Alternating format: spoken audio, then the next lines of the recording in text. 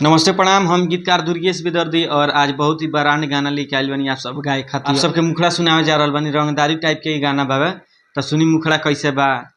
अब प्यार में मोडर करे जा सरेआम हुई। अब प्यार में मोडर करे जा सरेआम हुई। कोई नहीं कैले हुई आशिक ऊ काम होई।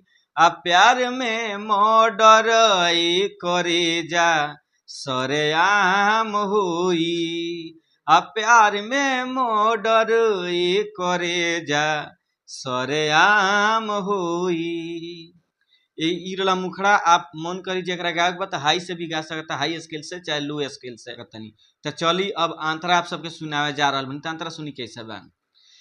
तहरा हमारा प्यार के बीच में जयाई हो सच कहतानी ओ करता चित सजाई हो तहरा हमारा प्यार के बीच में जयाई हो सच कहतानी चीता वो कर तो सजाई हो।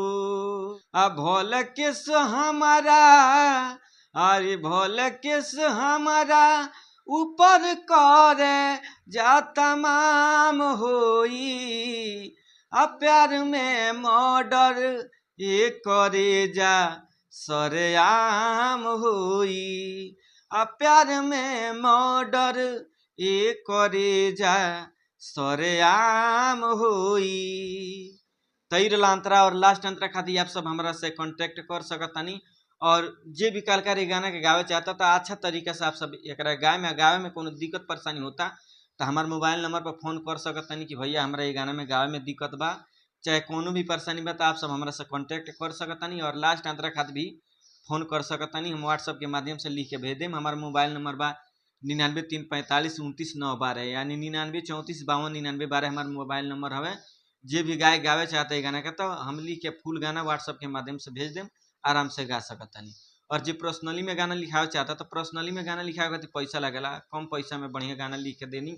और जो नया म्यूजिक बनवा चाहता तो नया म्यूजिक हमारा यहाँ कम पैसा में ब्रांड म्यूजिक बनेला, पूरा सुपर डुपर म्यूजिक बनेला। और हमरा से कांटेक्ट कैला के जरूरी बा। आप सब एक बार जुड़ के देखी। और जो गाना रिकॉर्डिंग करावे चाहता तो हमारे खुद के अपन स्टूडियो बा, बालाजी रिकॉर्डिंग स्टूडियो, जादूपुर बाजार, गोपालगंज, बिहार में हमारा स्टूडियो बा। रहे खाए के पैसा ना लगेला, केवल रिकॉर्डिंग के पैसा लगेला। आप सब आके रह के गा सकतानी, कोनो दिक्कत परेशानी ना होई। सिखा के गवावल जाला हमारा यहाँ। भले ही गाना दिन भर में होके चाहे 4 दिन में होके, लेकिन सिखा के नया कलाकार के हमनी के गवावे निसन। तो चली हमार मोबाइल नंबर उहे बा 99 34 52 99 12। ये नंबर पर कांटेक्ट कैला के जरूरी बा और हमारा लगे अइला के जरूरी बा। आराम से आप सब सिखा के गवा दिए।